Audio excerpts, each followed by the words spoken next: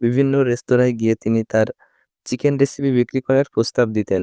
শর্ত ছিল তার রেসিপি ব্যবহার করে চিকেন বিক্রি হলে তিনি লাভের একটি ছোট অংশ পাবেন। কিন্তু পথটা সহজ ছিল না। একটির পর একটি রেস্তোরাঁ তাকে ফিরিয়ে দিয়েছে। সবাই তার এই অদ্ভুত প্রস্তাব শুনে হাসাহাসি করত। বলা হয় তিনি 1009 বার প্রত্যাখ্যাত হয়েছিলেন।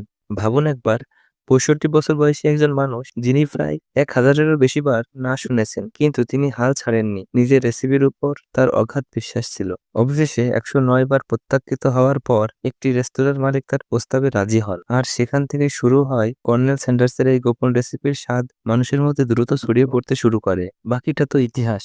কয়েক বছরের মধ্যেই কেএফসি একটি বিশাল ব্র্যান্ডে পরিণত হয় এবং কর্নেল স্যান্ডার্স আমেরিকার অন্যতম পরিচিত মুখ হয়ে ওঠেন। এই গল্প থেকে আমাদের অনেক কিছু শেখার আছে। বয়স কেবলমাত্র একটি সংখ্যা। নতুন করে শুরু করার কোনো নির্দিষ্ট বয়স নেই। কখনো হাল ছেড়ে দেওয়া